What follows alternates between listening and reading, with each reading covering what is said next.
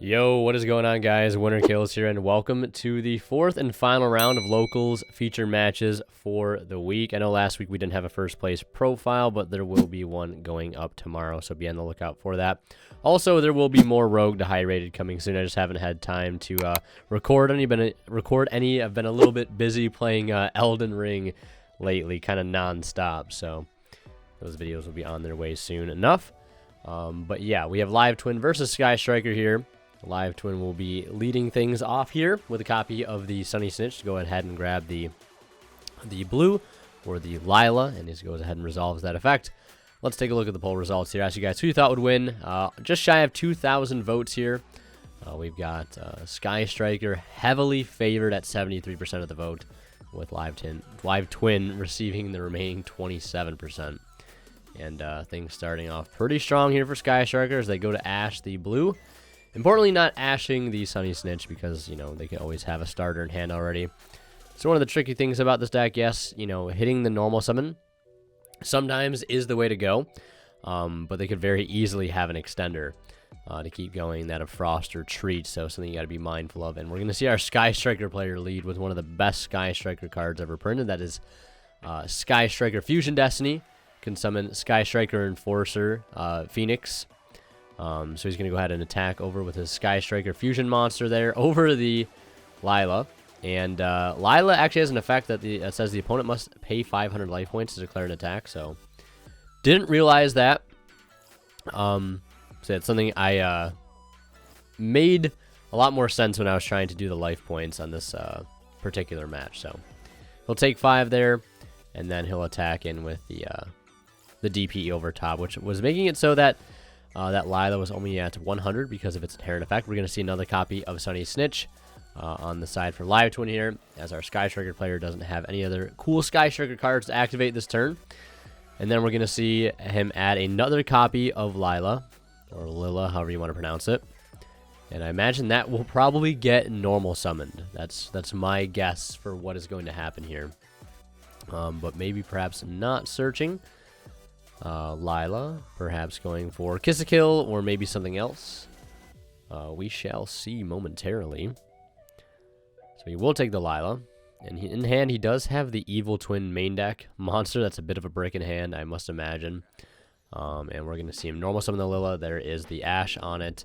We'll see him set 3 and pass, hoping for the best here. Looks like end phase DPE on itself and a set Small World. Yeah, no pass turn there, so... And then DPE returning the standby phase. I think our Live Twin player was trying to think of a way he could Small World away the Evil Twin in hand, but I just don't think there was a way. He said that he could like bridge off of that card, which is very unfortunate. We'll see Celestial draw 2 here. We're going to see him flip up a Raigeki. Love to see Raigeki being used here in this deck. Not once per turn like a lot of the Sky Striker spells, and might as well just call it Sky Striker Raigeki. Literally just better afterburners. So we'll see DPE get in for 2,500 directly. And we'll see if he has anything else to do. DPE being in the main monster zone, being kind of a problem here. We're going to see him activate the DPE, pop another card, and we'll just see our Live Twin player admit defeat there. We're already into a game 2. And like always, I'd like to let you guys know about the ways you can support the channel in the description, either using my discount code WinnerKills10 off at checkout when you guys shop on ImperiumDuelist.com. They've got all sorts of amazing playmats, deck boxes, dice, binders, sleeves, and more, so definitely check them out. And if you guys are buying anything on TCG Player or The Coldest Water, don't forget to use the affiliate links I have in the description of all my videos. So Sky Striker going first, setting 1 and passing. Live Twin normal summoning Lila. It gets ashed for the 3rd time in a row, I think. And he'll swing in for 5 and pass. After setting 1, we're going to see our Sky Striker player here find Ray. And go Hayate, as you typically would. He'll have to pay 5 to attack. And just because that's what Lila says. And then he'll be able to attack in directly for 15. And then, of course, Hayate is going to go ahead and dump a Sky Striker card from the deck to the grave. Of course, going for Engage. A big shocker, right? Let me know if you were surprised in the comments that he sent Engage. Sky Striker mobilize Engage off of that Hayate. Of course, Kagari will come out and add it back. And no other spells left in grave right now, so really can't get that engine rolling too much. So battle phase being exhausted, so we're going to see him go into the Shizuku And then looks like go right to the end phase here to go ahead and grab a multi-roll. Yeah, so he has multi-roll and engage to start next turn, so this puts a lot of pressure on our Live Twin player to get something done here. Otherwise, he's going to have a ton of follow-up. And we'll see him lead with a copy of Sunny Snitch. Very good card to start with here. And going for the Treat. And, or the Frost, not Treat. I'm going for a Kiss a Kill Frost here. And, or Lila Frost, Lilith Treat, Kiss a Kill Frost. I think that's how they are. I'm pretty sure. And he's not going to go for one of the normal summons because they won't get their effect if he controls other monsters. So he's just going to go ahead and grab the Extender. Also has a neat graveyard effect too. I believe when your opponent adds a card from their deck to their hand, you can banish it to draw a card. So not a terrible effect going into the Evil Lila. That is going to get Veilered. Beautiful ulti Veiler there on that collector's rare. Lila, lots of blinged out cards in the table. You love to see that. I also see Super Poly in the hand for our Live Twin player, which is an interesting side deck card here in game 2. And we're going to see him use the trap to bring out Frost regardless, going into Kiss a Kill, Evil Kiss a Kill. And that's going to get Ghost Ogred. Ghost Ogre finding its way back into the meta, coming in very clutch against a deck like this. I mean, the effect still resolves, of course, but you take away the body, which is pretty important because you're just denying them access to their Link 4, and it makes it a lot harder for them to continue to Link climb like the deck likes to do. So unfortunately, he'll be forced to pass there. Lila only at 1100, setting 2, and there are no spells, I believe, in the graveyard for our Sky Striker player, so not being lowered by any more attack, but doesn't really matter to begin with. That Sky Striker, Ghost Ogre, and Sky Striker Mobilize, Effect Veiler, you name it. Lots of great Sky Striker cards on the table. And we're going to see him link off that Ulti Shizuku into the Ulti Hayate. As you would expect, there's one summon, that's 200 burn, adding up here. We'll see Hayate attempt to attack. He'll activate the effect of Lila to revive. That's going to get met with a Widow Anchor targeting the Lila. So he does not revive the red and get a draw. Because I believe red draws on summon and blue pops. I could be wrong, but I'm pretty sure that's how that works. I'm getting their names down, but remembering what the links do on summon is something I'm still working on, so bear with me. I know this deck's been out for a long time, and I should know it, but... So, we're going to see him chain droplet, sending off the Lila to negate and have the Hayate. And that'll dodge the Widow Anchor, and looks like moving into main phase 2. So I'm not sure if a replay would occur there, because when that Hayate goes to attack, and the way that chain works, that Lila is off the board. So I don't think any attack happens, especially if he does that on like attack declaration. Or maybe he didn't battle phase, I have no idea. So the red will get brought back, or the blue will get brought back. It will get popped, or we'll pop the Hayate, and that will trigger Ray Engrave, obviously.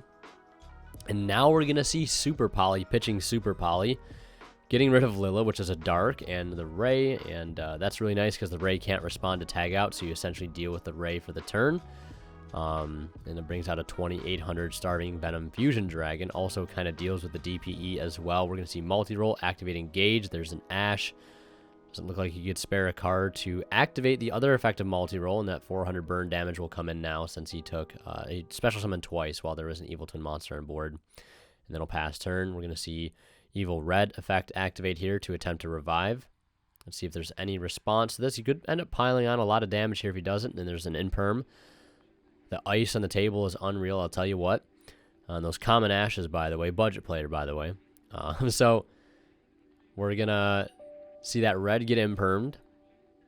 And we know that the Evil Twin deck can OTK pretty easily. Given Transcode Talker and the Link 4, and then tagging out for that extra 2200 damage while being boosted by the Transcode. So we know OTKs are pretty easy here. Ray's out of the equation, which is really good. We're going to see him normal summon the Kiss a Kill, and then we're going to see him go Link 4 here, perhaps. Perhaps not. Trying to figure out how to go for game here exactly. We're going to see him link 3 or link 4 into Trouble Sunny. Trouble Sunny will swing in for 33. And then in the battle phase, we're going to see her tag out into the 2 other live twins, or evil twins, and then swing in for 22. Also popping the multi-roll and drawing a card in the process, dropping his opponent down to 11. Main phase 2, linking in again to another Trouble Sunny, and just passing turn on that, I would imagine. So no Ray access currently, thanks to that Super Poly. And multi-roll is cleared, which is also huge. Yeah, our Sky Striker player there in dire straits, and our Evil Twin player was able to sort of climb back into the game there after what seemed kind of like a rough start. And we're into a Game 3 situation. We're going to see our Sky Striker player go first, interestingly enough. Go for Kagari off that Hornet Drones, add back Hornet Drones, normal summon Ghost Bell. Committing the normal summon of Ghost Bell there seems a little greedy. Just because like Ghost Bell is one of the better hand traps against the Evil Twin matchup. So giving it up there seems like seems a little difficult. I was gonna say he could use the Hornet Drones to go into it, but he couldn't use the token, but he could have made 2 Striker links to go into the Anaconda all the same. Like gone for a Hayate, which I know has a down arrow, and then go for a Kagari. Well, no, you have to go Kagari first, so yeah, maybe there is no way there to, because I know Kagari has an arrow pointing to the opponent's field, so I don't think there's a way to do anything there with just the Hornet Drone into an Anaconda, unless he plays something like, oh, Link Spider wouldn't even matter anyways, because he just has no zones to go to, so having to make that decision of getting rid of a potentially really powerful hand trap here, and speaking of hand traps, I see 3 at least in our Evil Twin player's hand. I see a Ghost Ogre, a Ash, and a Bell, all very strong hand traps. And we'll see Sunny Cinch get activated. That's going to get met with a DPE, allowing it to not fully resolve since it was destroyed on activation. And then we're going to see a secret password here to go ahead and grab, I believe, Home, Live Twin Home. It's basically like E-Telly, but I believe it does cost a discard. We'll see what the move is going to be from this moment. Now, as a Sky Striker player, it's usually a deck that likes to go second. So I would think they'd want to go second, but very interesting to see them want to go first here in this case, because one of your best cards in the extra deck is just not useful at all going first. As we know, this Hayate, very, very powerful card, allows you to basically just engage. Hayate is basically just extra deck engage if you think about it when it's paired with Kagari. We'll see him home out the Kiss a Kill. That's going to get met with an Imperm, normal summon the Treat, and there's the punish basically. Yeah, I mean, it's very, very tempting to like, and I guess in the grand scheme of things, it doesn't totally matter when you hand trap, either right on the normal summon and put them on having the extender, or you let them go into, you know, the first link here, you let them bring back 1, right, before they've made the second link, and then you hand trap at their Veiler Impermit so they don't bring the link out, and then they need another body, and then they need like, they just need more ways to extend. Trouble Sunny is going to run over the DPE. The effect will activate. It'll get belled. And then he'll go ahead and tag out into the other 2, taking some more damage here, 2200 to be exact, and then just going right into another Trouble Sunny and setting 1 and passing. We know Ghost Ogre, Ash are in hand.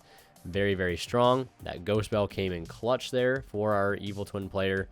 And I'm sure would have came in clutch against... had our Sky Striker player held on to his copy, we're going to see that Hornet Drones get activated. I mean, he does have the Celestial follow-up, which could be pretty huge here. Unfortunately, DPE not being able to come back. I mean, it's not a huge hindrance here because he can just start immediately with the Hornet Drones. But having DPE to force out Trouble Sunny would have been pretty huge. We'll see him link off the token into Hayate.